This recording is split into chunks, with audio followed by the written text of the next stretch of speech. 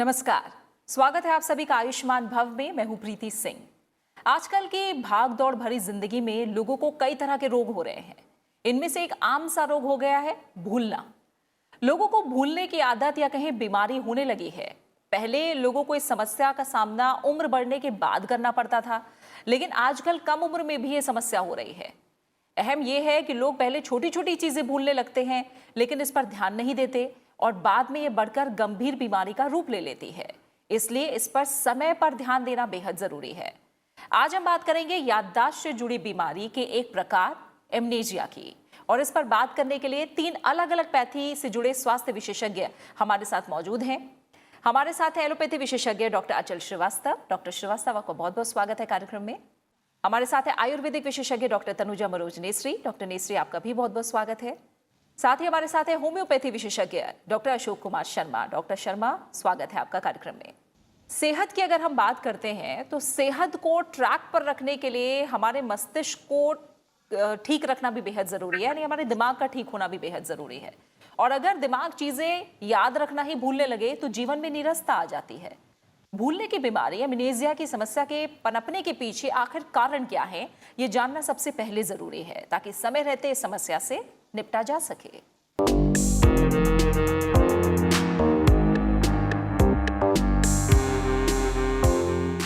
भूलने की बीमारी, जिसे चिकित्सा भाषा में एमनीशिया कहा जाता है, एक प्रकार का रोग है जिसमें व्यक्ति को स्मृति हानि होती है और उसे चीजें याद रखने में कठिनाई का सामना करना पड़ता है। पुरानी चीजों और बातों को भी याद नहीं रख पाते हैं। हालांकि स्मृति हानि मतलब थोड़ी बहुत भूलने की बीमारी आम है जो उम्र के साथ चलती है, लेकिन अगर किसी व्यक्ति को कम उम्र में भी चीजें याद रखने में समस्या का सामना करना पड़े तो ये भूलने की बीमारी हो सकती है जो एमनीशिया कहलाती है। एमनीशिया के कारण ज्यादा तनाव या डिप्रेशन भूलने की बीमारी का एक बहुत बड़ा कारण है। तनाव या डिप्रेशन से जुड़े हार्मोन ब्रेन कोशिकाओं के काम को धीमा करके भूलने का खतरा बढ़ाते हैं। एक दिन में शरीर के लिए कम से कम 7 से 8 घंटे की नींद लेनी चाहिए। आजकल काम और अपने लाइफस्टाइल के कारण लोग नींद पूरी नहीं कर पाते हैं। नींद पूरी न होने से दिमाग पर बुरा असर पड़ता है। ऐसे में लोग धीरे धीरे चीजें भूलने लगते हैं। शराब और सिगरेट शरीर के लिए बेहद हानिकारक हैं। इसके इस्तेमाल से जहां शरीर के कई अंग खराब होते हैं, वहीं ये भूलने की बीमारी का कारण भी है। विशेषज्ञों ने कहा है कि धूम्रपान की वजह से दिमाग की रक्त धमनियां संकरी हो जाती हैं और मस्तिष्क तक पर्याप्त ऑक्सीजन नहीं पहुंच पाती। शरीर को स्वस्थ रहने और लाल रक्त कोशिकाओं के निर्माण के लिए विटामिन B12 की आवश्यकता होती है। शरीर में इस विटामिन की कमी होने से मेमोरी लॉस, भूलना, चिड़चिड़ाहट और तनाव जैसी समस्या होती है। हर छोटी से छोटी समस्या के लिए आजकल लोग दवाइयां लेने लगते हैं। ज्यादा दवाइयों का सेवन करना भूलने की बीमारी का कारण है। हाइपोथायरॉयडिज्म के कारण शरीर पर्याप्त मात्रा में थायराइड हार्मोन नहीं बना पाता। इसी हार्मोन से दिमाग और सोच को नियंत्रण में रखा जाता है। इस हार्मोन के ना बनने से लोग भूलने की बीमारी का शिकार होने लगते हैं। इसके अलावा भी कई और ऐसे कारण हैं जिनसे एमनीशिया का खतरा हो सकता है। जाहिर है, इसके कारणों को समझकर अगर समय पर ध्यान दिया जाए तो एमनीशिया से काफी हद तक बचा जा सकता है। हमारे साथ कार्यक्रम में एलोपैथी, आयुर्वेद और होम्योपैथी से जुड़े विशेषज्ञ मौजूद हैं और आप तमाम दर्शकों के सवाल भी हम तक फेसबुक, ट्विटर और जीमेल के जरिए आए हैं, जिनका जवाब हम डॉक्टरों से लेंगे। डॉक्टर श्रीवास्तव, मैं सबसे पहले आपसे शुरुआत करूंगी। आप हमें थोड़ा सरल शब्दों में समझाइए कि एमनेजिया आखिर है क्या और ये किस तरह का प्रभाव मस्तिष्क पर इसमें पड़ता है। एमनेजिया देखिए टेक्निकल टर्म है और इसका जो अर्थ है आम जनता के लिए है वो है याददाश्त की कमी। अब एमनेजिया याददाश्त की कमी हिंदी में अगर एक समझें उस बात को तो बड़ा स्पष्ट है कि हम कोई चीजें भूल रहे हैं। अब रोज की चीजें भूल रहे हैं, चाबी कहाँ रख दिया भूल गए, या कुछ सामान लेके जाना था भूल गए, फिर से ऊपर आ रहे हैं लेने के लिए। तो इस तरह से चीजें जो है आप रोज की जिंदगी में होती रहती है। लेकिन ये बात पर तब तक उतना ध्यान देने की आवश्यकता नहीं होती जब तक ये आपके रोज के काम में व्यवधान न डाले। जब तक आपका काम याद आ जाता है, जब आपने कोई चीज याद करने की कोशिश की, भूले हुए याद आ गया, तब तक चलता रहता है। लेकिन जब ये बिल्कुल ही याद नहीं आए या इतने समय बाद याद आए कि आपके रोज के काम में व्यवधान उत्पन्न हो रहा है, तो ये फिर सिग्निफिकेंट माना जाता है और इसके पर फिर हमें एक्शन लेना चाहिए, चिकित्सक से संपर्क करना चाहिए और उचित इलाज कराना चाहिए। जी। अगर डॉक्टर नेस्री अब हम आयुर्वेद के नज़रिए से समझें तो आयुर्वेद एमनेसिया को लेकर क्या कहता है? आयुर्वेद में एमनेसिया, जिसको स्मृति नाश, भ्रंश ऐसे कहा है, तो वो जो दो प्रकार से होता है। एक तो जरावस्था, जो एजिंग प्रोसेस है, एज रिलेटेड कॉग्निटिव डिक्लाइन है, उसी के कारण भी होता है कि जो 40 के उम्र के बाद स्वाभाविक तौर से कुछ चीजें आदमी भूलने जाता है, लेकिन ये भूलने की बीमारी जो एक रोग की रोगावस्था के कारण जो होती है, तो आयुर्वेद में अपस्मार मतलब अपगतः स्मृति यस्य, जो तत्काल क्षण में भूल जाता है, ये एक है। और दूसरा उन्माद जैसी जो व्याधि है, उसी में भी ये भूल जाता है। तो वो अगर व्याधि अवस्था समझ के भूलना बहुत ज्यादा बढ़ गया और भूलने के साथ साथ वो खुद को भूल गया, खुद का व्यक्तित्व को भूल गया, जैसे अल्जाइमर टाइप ऑफ डिमेंशिया जो कहते हैं, वो गंभीर अवस्था में भी ये भूलने की बीमारी हो सकती है। तो हमें ये देखना है कि शुरुआत के दौर में ही अगर हम चिकित्सा करें और प्रतिबंधात्मक उपचार करें, तो हम कई हद तक इसको हम प्रतिबंध कर सकते हैं। अगर हो भी गया तो उसके लिए आयुर्वेद में बहुत सक्षम उपचार बताए हैं। ठीक है। डॉक्टर शर्मा, याददाश्त से जुड़ी ये बीमारी है, यानी एक तरह से भूलने की बीमारी है, और याददाश्त की हम बात करते हैं तो एक तरह से कहें इस बीमारी में मेमोरी लॉस होता है, तो किस तरह से पूरा प्रभाव दिमाग पर पड़ता है? और मेमोरी भी क्या अलग अलग तरह की होती है, अलग अलग प्रकार की होती है, और इसके भाग भी अलग होते हैं? थोड़ा इससे लेकर अगर आप समझाएं, और ये सब चीज़ें किस तरह से ज़रूरी होती हैं? इसको देखिए, मैं ज़रा ना एक थोड़ा सा एक बेसिक बात मैं अपने दर्शकों से एक शेयर करना चाहता हूँ कि जो हम इंसान हैं, हम जो लोगों का जो जीवन है ना, ये कुछ नहीं, एक यादों का जोड़ है। अब जब ईश्वर ने इंसान को बनाया तो भगवान को भी ये लगा कि इंसान कहीं ना कहीं कुछ बातें भूलेगा, तो उसने दो चीज़ें अपने हाथ में रख ली, एक तो दिल का धड़कना और एक सांस का चलना। क्योंकि हम लोग एक प्राणी इस तरह के हैं कि हम चीज़ों को भूलते हैं। तो जीवन का कोई भी अंग है, कोई भी फंक्शनैलिटी है, वो बिना याददाश्त के तो कुछ है ही नहीं, जिसको कि हम लोग मेमोरी लॉस कह देते हैं। अब बात यदि एमनीसिया पे आए तो एमनीसिया मतलब लॉस ऑफ मेमोरी। एमनीसिया अपने आप में कोई तकलीफ़ नहीं है, ये बहुत सी तकलीफ़ों का एक लक्षण है कि जब इंसान भूलने लगे किसी भी वजह से, और इस हद तक भूले जैसे कि डॉक्टर साहब ने कहा कि उसको रोज़मर्रा की अपनी चीज़ों की उनमें व्यवधान आने लग जाए। तो यहाँ पे जो हम मेमोरी की बात कर रहे हैं, मेमोरी एक कॉग्निटिव पार्ट का एक हिस्सा है, जिसके कि हम जोड़ से और आगे अपने एक दिनचर्या को हम चलाते हैं। जैसे कि मान लीजिए बहुत छोटा बच्चा है, वो हंसना सीखता है, ये मुस्कुराना सीखता है, रोना सीखता है, ये भी एक तरह से उसकी मेमोरी का ही लक्षण है। तो इसके पार्ट्स हैं जिसके हम कॉग्निशन कहते हैं ना, सोच। तो क्या है कि व्यवहार एक चीज़ है, सोच भाव एक दोनों चीज़ों को जोड़ दें तो एक व्यवहार सामने आता है। अब यदि हम एमनीसिया के पर्सपेक्टिव में इसको आप समझिए कि सोच और भाव का आपस में कहीं कोऑर्डिनेशन बिगड़ा, जिससे कि डिज़ायर्ड बिहेवियर सामने नहीं आ रहा है, जो कि एक भुलक्कड़पन या लॉस ऑफ मेमोरी के फॉर्म में आ रहा है। इसके लिए बहुत सी चीज़ें हैं। तो ये हमारी जो मेमोरी है, ये बहुत चीज़ों के साथ जुड़ी रहती है। तो अभी जितने भी हमारे सेंस ऑर्गन्स हैं, देखिए रूप, रस, रंग, स्पर्श, ये जितने भी हमारे सेंस ऑर्गन्स हैं, आँख है, कान है, त्वचा है, जीवा है, ये सब जब हमारी एक समावेश करके एक ब्रेन को कोई चीज़ देती हैं और ब्रेन उसको एक जनरेट करके एक बिहेवियर सामने लाता है, वो सब हमारी मेमोरी के बेस पे है। अब मेमोरी दो तरह से हम यदि इसको मोटे तौर पे देखें, एक होती है वर्किंग मेमोरी, जैसे कि मैं अभी आपसे बात कर रहा हूँ और बहुत सी चीज़ें मैं अपनी लॉन्ग टर्म मेमोरी से उठा रहा हूँ और आपसे बात करता जा रहा हूँ। अब हमारा ब्रेन जो है वो इतना अच्छा ऑर्गन है कि वो कहता है मेरे को कौन सी चीज़ें रखनी है, कौन सी नहीं रखनी है, मतलब जिस चीज़ को हमको अटेंशन चाहिए। तो ये एक बहुत ज़बरदस्त प्रोसेस है जो कि सिर्फ एक ह्यूमन बींग्स के अंदर ही है। और जो आपका टॉपिक आज एमनीसिया, एक बहुत ही अच्छा टॉपिक है, क्योंकि आज के इसमें क्या है कि हम बहुत सी बातें तो भूलना चाह रहे हैं और बहुत सी बातें हम भूलना नहीं चाह रहे हैं। तो एक कश्मकश चल रही है, भागदौड़ भरी जिंदगी है, थकना मना है। डॉक्टर श्रीवास्तव, जब याददाश्त से जुड़ी बीमारियों की बात करते हैं तो आमतौर पर जो नाम हम सुनते हैं, अल्जाइमर का सुनते हैं डिमेंशिया का सुनते हैं। थोड़ा अगर मोटे तौर पर आप समझाएं कि एमनेशिया, डिमेंशिया, अल्जाइमर, इनमें किस तरह का फर्क है? एमनेसिया की अगर हम बात कर रहे थे अभी तक, एमनेसिया एक सिम्टम है और अगर हम डिमेंशिया की बात करें तो डिमेंशिया एक कहा जाए कि और चीजें इन्वॉल्व होती है, नॉट ओनली मेमोरी। तो उसमें थिंकिंग है, जजमेंट है और बिहेवियर है। ये सब चीजें भी जब इसमें से भी कोई डिफेक्ट आए तब कहा जाता है कि डिमेंशिया हो गया। तो एमनेसिया के अलावा थिंकिंग में, जजमेंट में, बिहेवियर में, ये सब में जब प्रॉब्लम आने लगे तो ये कहा जाएगा कि डिमेंशिया हो रहा है।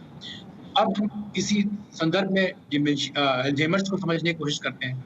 तो डिमेंशिया एक मतलब कहा जाए कि जैसे हम कहते हैं फल, उसके बाद हम कहें केला, सेब, है ना? तो इस तरह से समझिए कि डिमेंशिया एक फल हुआ और केला और सेब की बात करें तो ये एक उसमें से एक हुआ कि अल्जाइमर्स डिजीज, या इसी तरह की बात करें हम लोग तो एक नॉर्मल प्रेशर हाइड्रोसेफेलस, तो इस तरह की या कोई इन्फेक्टिव डिजीज या ब्रेन में ट्यूमर होना, तो इन सब कारणों से जो बीमारियां होंगी, मेमोरी इंपेयरमेंट होगा और साथ में कुछ न कुछ और, जैसे कि जजमेंट में गड़बड़ी हो, थिंकिंग में गड़बड़ी हो, बिहेवियर में गड़बड़ी हो, ये सब कुछ हो रहा हो, तब हम कहेंगे कि डिमेंशिया हो रहा है। तो अल्जाइमर्स डिजीज एक डिमेंशिया का प्रकार है। जी, कारण कारण पे अगर आप प्रकाश डालें डॉक्टर श्रीवास्तव, क्या बड़े कारण हैं, क्या ऐसी वजह हैं जिसकी वजह से भूलने की बीमारी हो सकती है? देखिए, मैं इसको दो तरह से बताना चाहूंगा। पहली बात तो ये है कि आपने देखा होगा कि अक्सर कम उम्र के लोग, बच्चे, कई बार माताएं अपने बच्चे को लेके आती है कि इनकी मेमोरी खराब है, या कई बार 30-35 साल के लोग आ जाते हैं कि इनकी मेमोरी खराब है, और तीसरा ग्रुप है जो 60 साल से अधिक उम्र के लोग आते हैं कि मेमोरी में गड़बड़ी आ रही है। तो सबसे पहले मैं बच्चों की बात करूं तो इसके पहले कि मेमोरी समझे, सबसे पहले दो बात और जरूरी है समझना कि मेमोरी की जब बात करते हैं हम लोग तो रजिस्ट्रेशन की बहुत इंपॉर्टेंस है उसमें। मतलब जो आपके मेमोरी में या ब्रेन में जो फैक्ट्स जा रहे हैं, रजिस्टर हो रहे हैं, वो ठीक से रजिस्टर हुए या नहीं हुए, उसके बाद अगला स्टेप है जब आपसे वापस पूछा जाए तो आप रिकॉल कर पाए। तो अगर ठीक से कोई चीज रजिस्टर हुई ही नहीं फॉर वॉट एवर रीजन, जिस समय आप पढ़ रहे थे, रजिस्टर कर रहे थे माइंड में, उसमें आप डिस्टर्बेंस चल रहा था कुछ इधर उधर, तो आप ठीक से रजिस्टर नहीं कर पाए, तो रिकॉल की नौबत नहीं आएगी। इसलिए रजिस्टर होने के बाद तब रिकॉल की नौबत आती है। तो रजिस्ट्रेशन ठीक होना चाहिए, उसके बाद रिकॉल की नौबत आती है। तब रिकॉल में कोई गड़बड़ी है तो ये माना जाएगा कि हाँ, मेमोरी में कोई प्रॉब्लम हो रही है। तो अब ये मैं छोटे बच्चों की बात कर रहा था, उसमें जो माताएं आ जाती हैं कि इसको, बच्चे को ठीक से याद नहीं होता है, तो इसका कारण अलग है। इसका कारण सबसे पहली बात कि मेमोरी को हम लोग आईक्यू के रूप में एक्सेस करते हैं। तो आईक्यू हर लोगों के लिए फिक्स होता है और एज के आधार पे निर्धारित किया जाता है कि इस एज में इतना होना चाहिए, अगली एज में ऐसा है, तो ये सामान्य माना जाएगा, या इतना पढ़े लिखे आदमी का इतना है तो इतना सामान्य नॉर्मल माना जाएगा। तो अगर आईक्यू बेस्ड अप्रोच की बात करें हम लोग तो ये समझ में आएगा बच्चे का आईक्यू के हिसाब से अगर ठीक है तो ठीक है, लेकिन ये पूर्व निर्धारित रहता है, ये हम उसको कोई दवा देके बदल नहीं सकते। इसको कंप्यूटर से कंपेयर करिए, तो कंप्यूटर की मेमोरी आप बढ़ा सकते हैं, उसमें चिप लगा दीजिए, मेमोरी बढ़ जाएगी। बच्चे में कोई चिप नहीं डाली जा सकती कि उसकी मेमोरी बढ़ जाए। तो बहुत सी माताएं बोलती हैं कि मैंने किसी डॉक्टरों से मिला, उन्होंने कोई दवा बताया है इससे मेमोरी बढ़ जाएगी, तो ऐसा असंभव है, मेमोरी बढ़ती नहीं है दवा खा के। तो जैसी मेमोरी मिली है उसको हमें उपयोग करना होता है और अधिक से अधिक उपयोग करना होता है। रजिस्टर करिए, रिकॉल करिए, आगे यूज करते रहिए। ये बच्चों की एज की बात हुई। इसके बाद ज्यादा उम्र की बात करें, 35-40 साल के उम्र के अक्सर आदमी आते हैं कि मेमोरी खराब हो गई, आजकल चीजें भूल रहा हूँ। इस उम्र में सबसे प्रमुख कारण है एक ही बार में कई काम करना। एक ही समय में ये लोग कई काम कर रहे होते हैं। आज का इस उम्र का आदमी एक ही समय बहुत से काम कर रहा था। वो बैकग्राउंड में सोच रहा होता है कि हमें आज घर पे सब्जी लेके जाना है, साथ में ऑफिस में जाने के बाद क्या काम करना है, आज जब ऑफिस में हमारे बॉस के सामने पेश होऊंगा तो क्या क्या बताया था उन्होंने वो हमें बताना है, काम हुआ है नहीं हुआ है। और यही नहीं, हो सकता है शेयर में भी इन्वेस्ट करता हो, कौन सा शेयर गिर रहा है ये पता करता हो। तो बहुत सी चीजें एक साथ करने की कोशिश करता है। तो इसको फिर से कंप्यूटर समझिए। एक कंप्यूटर जो कि विंडोज के संदर्भ में काम करता है, एक विंडो, आपने वर्ड की विंडो खोल लिया, आपने पावर पॉइंट की विंडो खोल ली, साथ में एक्सप्लोरर खोल लिया, गूगल क्रोम खोल लिया। तो जब बहुत कंप्यूटर की मेमोरी एक फिक्स मेमोरी है, फिर से उसी तरह समझिए जैसे आदमी की मेमोरी फिक्स है, तो बहुत सारी विंडो खोल लिया आपने, तो उसमें आप पाएंगे कि एक लिमिट के बाद कंप्यूटर बैठ जाता है, उसकी कोई सी भी विंडो ठीक से काम नहीं करती। तो ये प्रमुख कारण होता है आज के समय में 30, 35, 40 साल के लोगों में मेमोरी की कंप्लेंट करने का। तो जब बहुत सारे विंडो में काम करते हैं, तो यही प्रॉब्लम आती है जिस वजह से वो मेमोरी को समझते हैं कि कम हो गई है। अब ज़्यादा उम्र की बात करें हम, जी। तो ज़्यादा उम्र के लोगों में वो कारण है जो हम लोग बार-बार जानना चाहते हैं। ज़्यादा उम्र के लोग पहले कहा जाता था सठियाना कहा जाता था, 60 इयर्स के बाद मेमोरी में खराबी आने लगती है। तो मैं आजकल उसको 65याना बोलता हूँ क्योंकि रिटायरमेंट एज आजकल ज़्यादातर जगहों पे 65 वर्ष है। तो ये समझिए कि 65 वर्ष की उम्र के बाद इनवेरिएबली थोड़ी मेमोरी की गड़बड़ी, कुछ और गड़बड़ियाँ आने लगती हैं। तो ये उम्र का असर है। डॉक्टर नेस्री, अगर लक्षणों की बात करें, मोटे तौर पर आप लोग सभी लोग बता रहे हैं कि चीज़ें रखकर भूल जाना, बातें याद ना रहना, लेकिन ये कब समझा जाए? जैसे उम्र के पड़ाव को लेकर भी डॉक्टर श्रीवास्तव ने समझाया, क्या कारण हो सकते हैं, वजह हो सकती हैं। लक्षणों को देखकर कब ये समझा जाए कि हमें अपने बच्चे को या फिर एक जो युवा है उसे या फिर एक बुजुर्ग है उसे कब डॉक्टर के पास जाना चाहिए? जी। ये मैं ज़रूर आपको इसके बारे में बताऊँ, लेकिन जो अभी कारणों के बारे में जो बताया था श्रीवास्तव डॉक्टर ने, तो उसमें आयुर्वेद का एक महत्वपूर्ण हिस्सा है, वो भी मैं इसमें जोड़ना चाहूँगी कि जो आयुर्वेद में ये कहा है कि हमारा जो खान-पान है, उसी से ही मन, हायर मेंटल फैकल्टीज़ और बुद्धि, जिसका धी, धृति, स्मृति मतलब मेमोरी, रिटेंशन एंड रिकॉल, ये तीनों चीज़ें उसी से जुड़ी हुई, उससे बनती है। तो खान-पान में आयुर्वेद में सात्विक, राजसिक और तामसिक, ये डाइट को बहुत अहम महत्व दिया है, जिसमें जो सात्विक खाना है, जो ताज़ा बनाया हुआ, शुद्ध ताज़ा रोज बनाया हुआ, उससे ही मेमोरी के जो अच्छे भाव है, मेमोरी बनती है, ये आयुर्वेद कहता है। दूसरा जो तामसिक डाइट है, जो पर्युषित मतलब बासी खाना, अगले दिन का खाना, tin food, package food, junk food, इससे मेमोरी कम, मेमोरी पे वो हायर सेंटर्स पे वो ज़्यादा असर करता है। और तीसरी बहुत इम्पोर्टेंट पार्ट जो अन्य कोई शास्त्र में नहीं है, जो एक बहुत हमने रिसर्च भी उस पर भी किया है, वो है इनकम्पैटिबल डाइट। मतलब कुछ ऐसे चीज़ों का मिश्रण साथ में नहीं लेना चाहिए, जैसे दूध के साथ खट्टे फल नहीं लेना चाहिए। हम तो मिल्क शेक लेते हैं, स्ट्रॉबेरी का मिल्क शेक लेते हैं, जो खट्टे फल है वो अगर मिल्क के साथ लिए या दूध के साथ कोई खिचड़ी वगैरह, चाय के साथ नमकीन ले लिया, तो दूध के साथ कोई लिया तो वो जो कुछ भी प्रोटीन्स बनते हैं, that really adversely affect the synthesis and continuation of memory. ये 3 मुख्य कारण है। एक और चीज़ मैं बताना चाहूँगी कि जो डाइजेस्टिव, जो गट माइक्रोबायोटा है, जिनका पेट हमेशा खराब होता है, इंडाइजेशन की लॉन्ग टर्म बीमारी, जिसको इन्फ्लेमेटरी बाउल डिसऑर्डर हम कहते हैं, आयुर्वेद में ग्रहणी रोग कहते हैं, ये अगर लगातार क्रॉनिक बीमारी है, तो जो आहार रस बनता है, जिससे मेमोरी का भी नरिशमेंट होता है, धीरे धीरे उसका एक लक्षण अल्प मेमोरी, स्मृति अल्पता में होता है। तो हम बाकी भी देखते हैं कि उसका ओवरऑल स्टेटस क्या है, क्योंकि डाइजेशन का भी स्टेटस है कि उसका परिणाम स्वरूप मेमोरी कम होना, ये एक लक्षण हो सकता है। तो शारीरिक, मानसिक और आचार में मतलब बिहेवियरल बाकी भी अन्य लक्षणों को साथ में लेते हुए फिर हम स्मृति कम होना, इसको देखते हुए फिर डॉक्टर के पास हम रिफर कर सकते हैं। ठीक है। डॉक्टर शर्मा, सवाल लूंगी मैं। ये अजय ने हमसे गांधीनगर से पूछा है। उन्होंने कहा है कि मेरी उम्र 37 साल है, कभी कभी मैं थोड़ी देर पहले की बात भी भूल जाता हूँ, और जब मैं अकेला होता हूँ तो मुझे चक्कर नहीं आता, लेकिन जब किसी से बात करता हूँ तो दिमाग में बिजली जैसी महसूस होती है और चक्कर आते हैं, काफ़ी थकावट भी होती है मुझे। क्या मुझे एमनेसिया है, और मुझे अगर डॉक्टर को दिखाना है तो किस डॉक्टर से मुझे सलाह लेनी चाहिए? देखिए, ये अभी तो हम ये नहीं कह सकते कि इनको एमनेसिया है ही, क्योंकि इनको चक्कर आना और दिमाग, सिर में दर्द हो जाना और घबराहट हो जाना, ये तो एंजाइटी के सिम्टम्स हैं। ठीक है। क्योंकि एंजाइटी के कारण, ये तनाव के कारण ये चीज़ों को भूल रहे हैं। तो इतनी छोटी बात को भी एक बहुत बड़ी बीमारी के रूप में सोचना गलत बात है। इनको आप जाएं, डॉक्टर पर जाइए, बातचीत अपनी समझाइए उनको, तब हम ये देखेंगे कि क्या रजिस्ट्रेशन में दिक्कत हो रही है। और रजिस्ट्रेशन में दिक्कत है तो सबसे पहला कारण होता है उसका लैक ऑफ अटेंशन, कि जिस समय बातचीत बताई जा रही होती है तब इनको कितनी बात याद होती है। तो ये क्या करते हैं कि रजिस्ट्रेशन तो हुआ नहीं, अब रिटेंशन कैसे होगा? जब रजिस्ट्रेशन, रिटेंशन नहीं हुआ तो रिकॉल कैसे होगा? तो उस चीज को एक सुने सुनाए शब्दावली को अपने ऊपर लगाना, ये भी एक पर्सनैलिटी वीकनेस को दिखाता है। इसमें आप जोड़ें, क्योंकि आपने कहा एंग्जाइटी हो सकती है। मैं ये जानना चाहूंगी, आजकल जैसे मल्टीटास्किंग की बात हो रही है, अलग अलग प्रेशर की बात है, तनाव और स्ट्रेस कितना बड़ा कारण एमनेसिया के पीछे हो सकता है? देखिए, मैं हर अपनी टॉक में इस चीज़ को हमेशा बोलता हूँ कि मैं तनाव के ऊपर तनाव लेने को कहता हूँ हमेशा, कि स्ट्रेस को हमेशा स्ट्रेस दीजिए।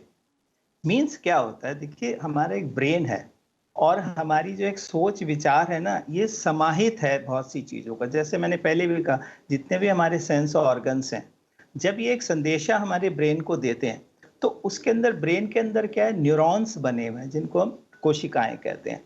अब ये न्यूरॉन्स क्या करते हैं कि एक संदेशा गया तो दूसरा संदेशा भेजते हैं। तो इस तरह से ये आपस में एडजस्ट होते हैं, इधर का संदेशा इधर जाता है और इधर का संदेशा इधर जाता है।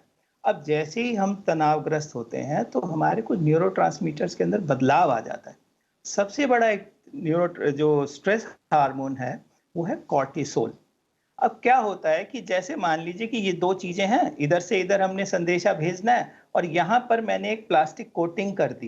ये कॉर्टिसोल क्या करता है कि यहाँ जाके एक कोटिंग बना लेता है, तो इधर का संदेशा इधर कैसे जाएगा ये बताइए। और आपकी मानसिक ये मेमोरी के अंदर प्रॉब्लम्स आने लग जाती हैं। तो स्ट्रेस सबसे बड़ा कारण है, और जैसे ही आप भूलने लगते हैं तो एक और तनाव पैदा हो जाता है कि अरे मुझे तो याद ही नहीं आता है। और जब आपको 3-4 बार याद नहीं आता है तो देखिए आपके आसपास के लोग भी उसको रीइंफोर्स करने लग जाते हैं कि अरे इसको तो भूल ही जाता है। मान लीजिए कोई बच्चा 2 बार 3 बार भूला तो उसको ये होता है कि इसके तो भुलक्कड़पन ही है, तो भूलता ही है, ये सीख ही नहीं सकता है। तो एक स्टिग्मेटाइजेशन हो जाता है। डॉक्टर नेसरी, अगला जो सवाल है वो विशाल कुशवाहा ने हमसे पूछा है, और इन्होंने पूछा है कि जो भूलने की बीमारी होती है, क्या उसे दूर किया जा सकता है? आप मुझे बताइए इस प्रश्न का उत्तर, और आयुर्वेद में किस किस तरह के उपाय मौजूद हैं भूलने की बीमारी को दूर करने के लिए?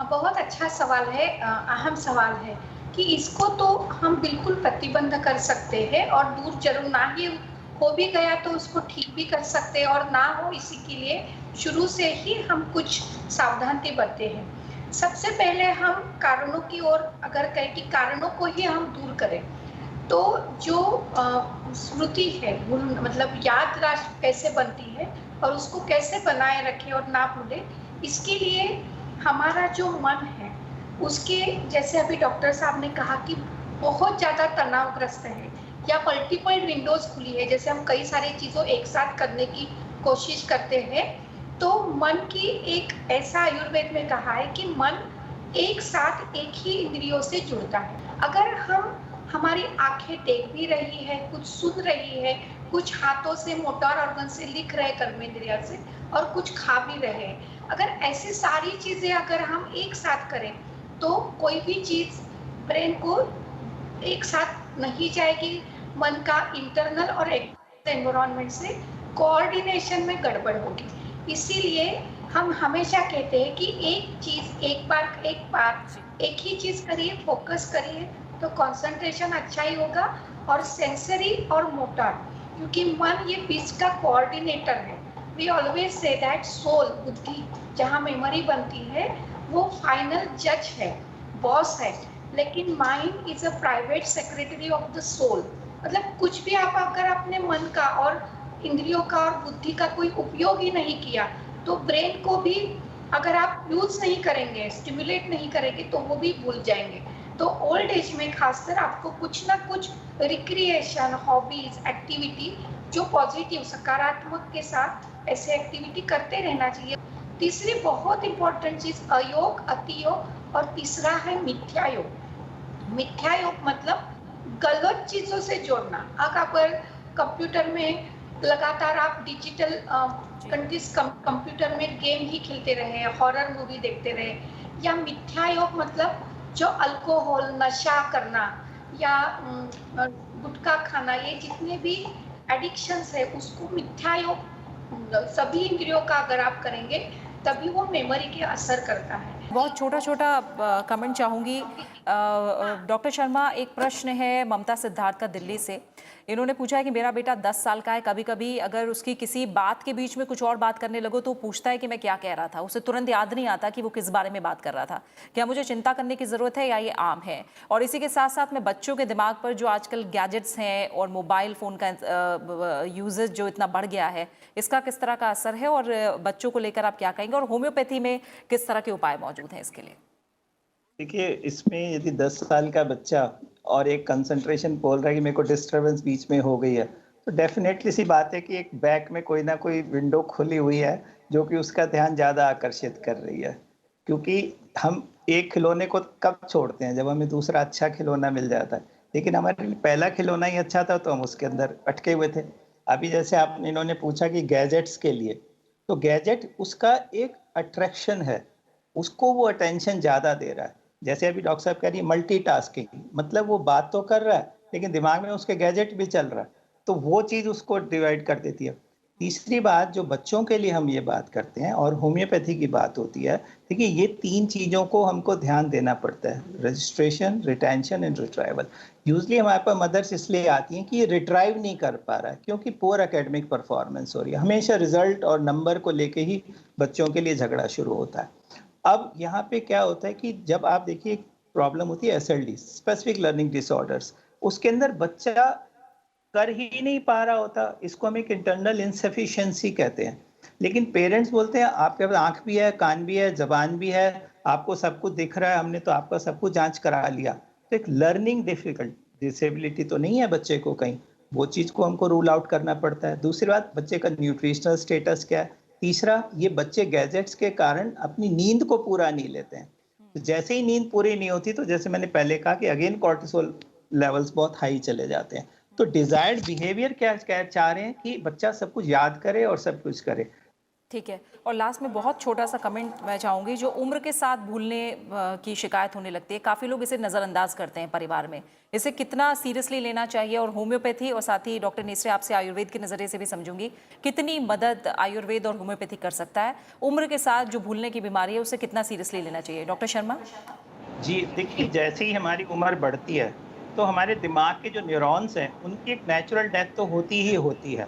अब उनको हमको बचाना है, या मान लीजिए पहले से कोई प्रीवियस हिस्ट्री है किसी के यहाँ डिमेंशिया की और अब वो उस ओल्ड एज के अंदर आए हैं, तो हमें we have to be very careful कि पहले से ही उनको इस तरह की दवाएं दे दी जाएं, जैसे कि हम होम्योपैथी के अंदर इसको एक साइकोसिफिलिटिक माइजम की तरह ट्रीट कर लेते हैं।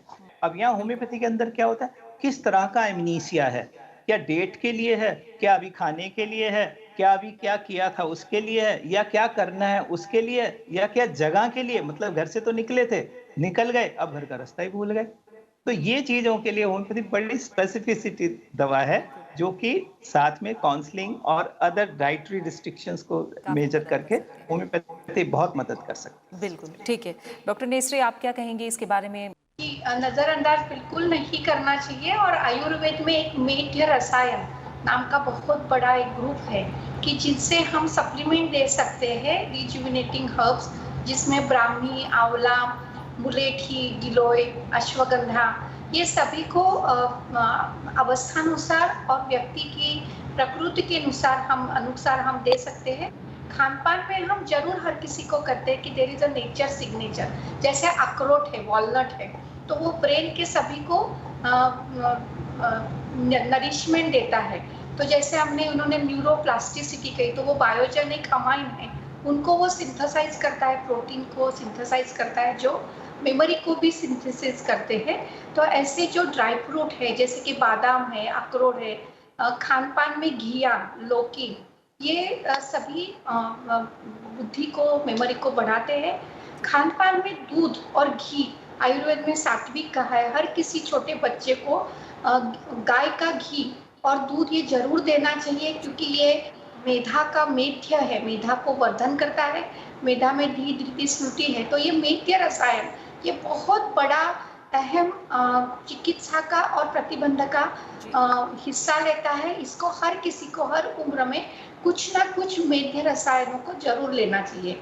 खान पान में तो हम इसके साथ साथ हम तिल है, या जैसे मसालों की चीज़ें हैं, दालचीनी, जीरा, धनिया, ये सभी मीठे रसायनों में कहे जाते हैं। जी। तुलसी का पत्ता जो आजू-बाजू में हमारे होम फार्मेसी, किचन फार्मेसी में, ये हर महिला, हम यही कहते हैं कि महिलाओं को, जैसे कि मैं तुलसी तेरे आंगन की ऐसे कह के रोज पानी डाल के एक तुलसी का पत्ता लेना है, तो यही एक तो एंजाइटी भी कम करती है, मेमोरी को भी अच्छी रखती है।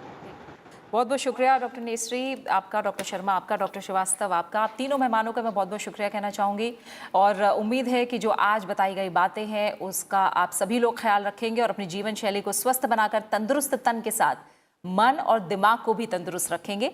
इसी के साथ आयुष्मान भव के आज के अंक में फिलहाल इतना ही। आप इस कार्यक्रम को YouTube पर भी देख सकते हैं, अपनी राय और सुझाव हमारे साथ साझा कर सकते हैं।